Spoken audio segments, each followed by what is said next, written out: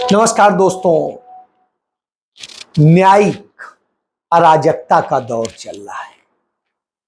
न्यायपालिका अपने आप में इस तरह से दिखती है जैसे वो किसी एक पार्टी की एजेंट हो और उसके लिए काम कर रही। इसलिए देश में अन्याय का बोलबाला है।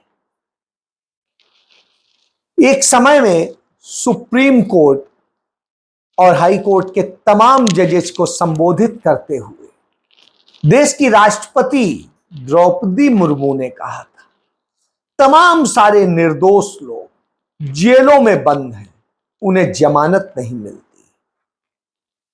तब चीफ जस्टिस ऑफ इंडिया ने कहा था, जमानत प्राथमिकता से देनी चाहिए और जमानत अदालतों को रोकनी नहीं चाहिए।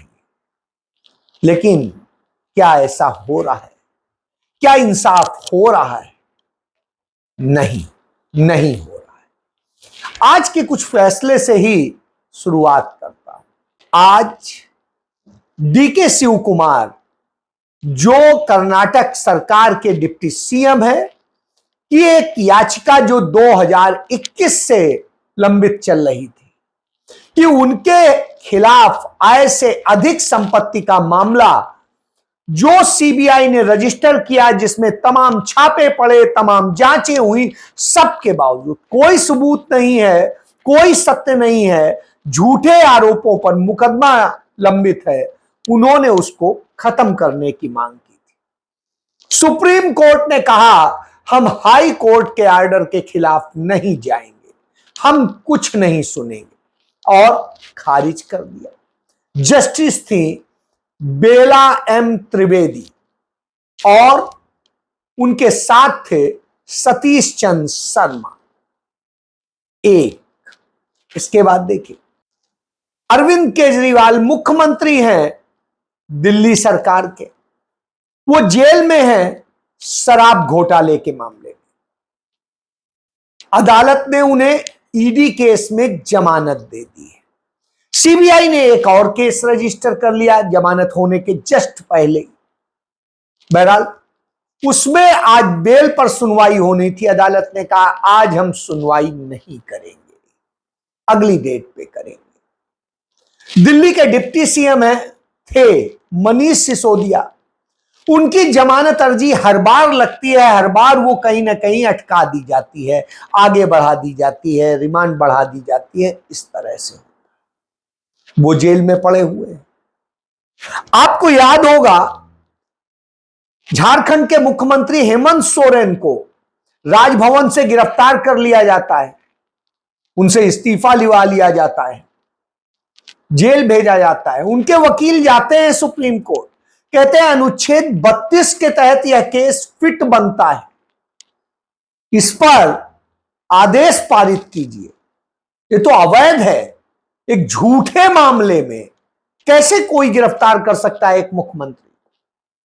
तब सुप्रीम कोर्ट कहता है कि हम इस पे नहीं सुनेंगे, सुनेंगे ही नहीं, और आप हाई कोर्ट जाइए। सेम उससे कमजोर केसेस वो सुन रही है, 1 दर्जन से अधिक केसेस लंबे, लेकिन उस केस को नहीं सुनेंगे। क्यों? क्योंकि साहब चाहते हैं वो जेल जाए। और जस्टिस होती है बेला एम त्रिवेदी, वो सुनती नहीं है, जिद पकड़ लेती है। बहरहाल वो 5 महीने जेल में रहते हैं। 5 महीने बाद एक ईमानदार जस्टिस हाई कोर्ट का सुनने के बाद फैसला देता है कि तत्काल बेल दी जाती है और इनके खिलाफ तो कोई सबूत, कोई आधार कुछ है ही नहीं। जो आरोप है वो 100% मनगढ़ंत है, उसका कोई सबूत मौजूद नहीं है, कहीं आधार नहीं। अब आप सोचिए, झूठे मामले में अगला 5 महीने रहा, राजनीतिक अस्थिरता रही, सरकार टूटने की स्थिति आ गई, बहुत सारे संकट हुए, राजनीतिक संकट हुए। उसी दौरान लोकसभा चुनाव भी निपट गया।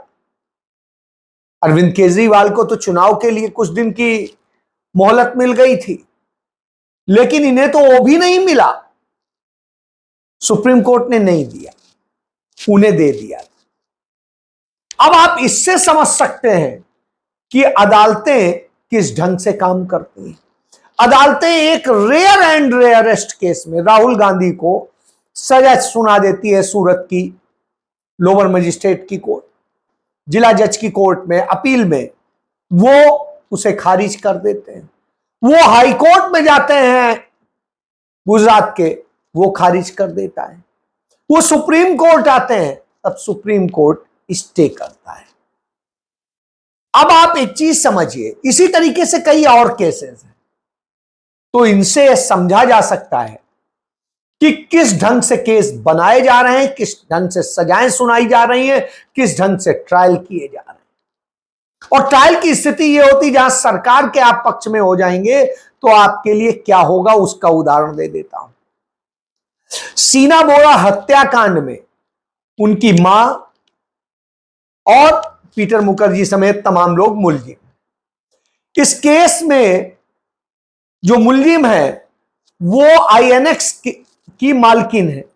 उस केस में फंसाने के लिए पी चिदंबरम को उनसे एक जेल में रहते हुए बयान दिया जाता है, जबकि पुलिस को दिया, जांच एजेंसी को दिया बयान मायने नहीं रखता है। उसमें दिलाया जाता है और उनके खिलाफ ईडी मामले में उनकी गिरफ्तारी कर ली जाती है।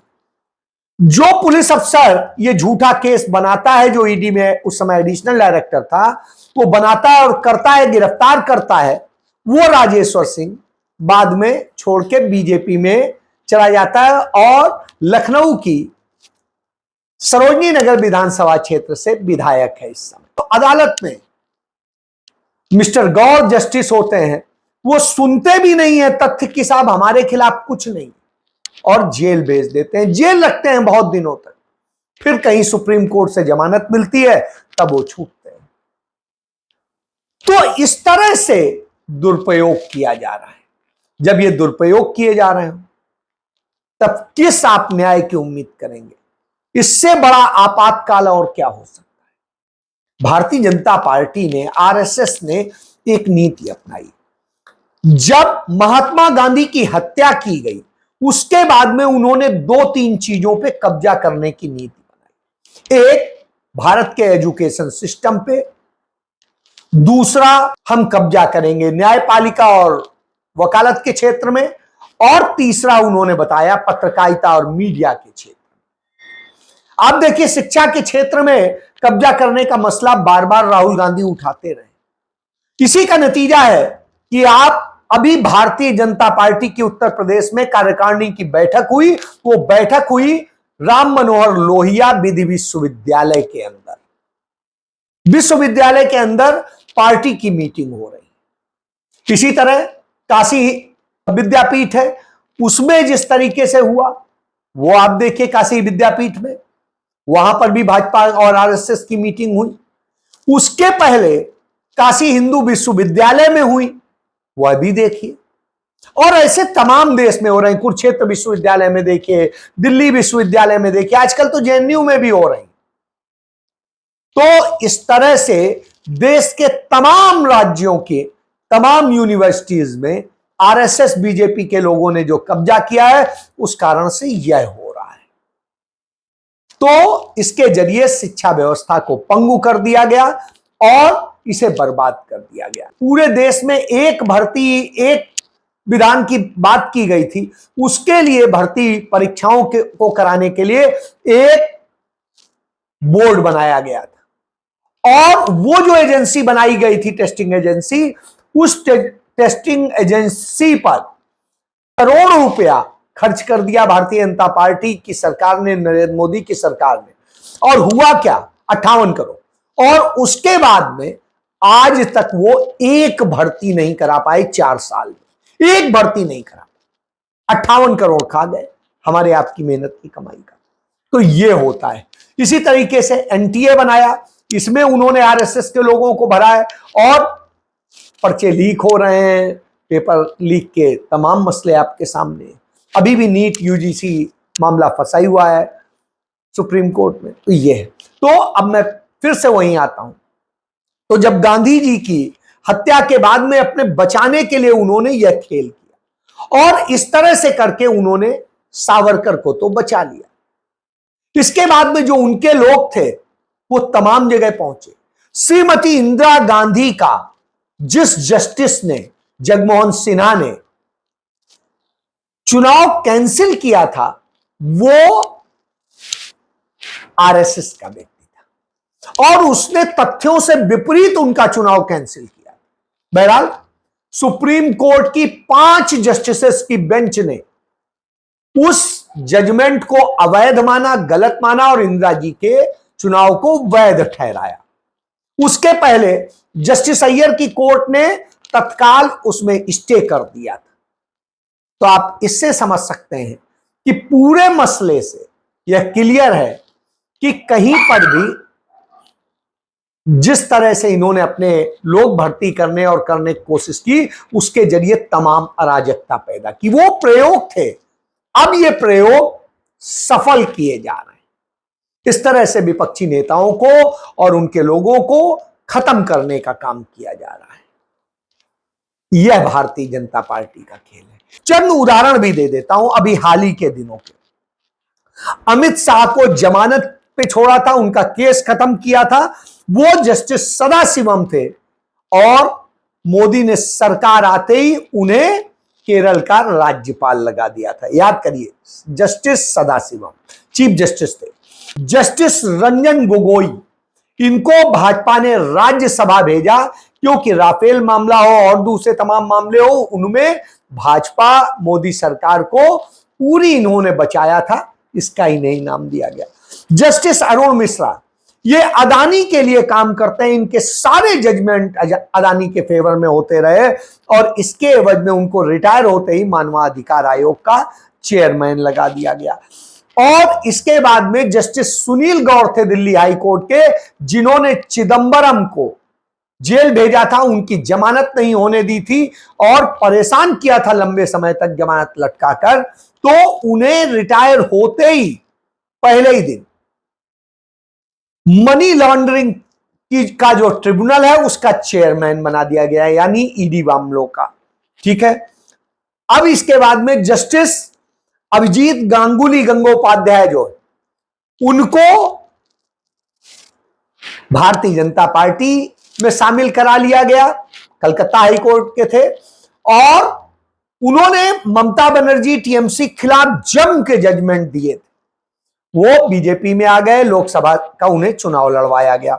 इसके बाद में जस्टिस चित्तरंजन दास, उन्होंने खुद ही कहा, वो भी कलकत्ता हाई कोर्ट के थे, उनका तो मैं तो जन्म से ही आरएसएस का हूं, उसी विचारधारा से आता हूं और अब मैं रिटायर हो गया हूं तो अब मैं फिर उसी में जाऊंगा। और उनके भी तमाम जजमेंट आप देख लीजिए, आपको पता चल जाएगा।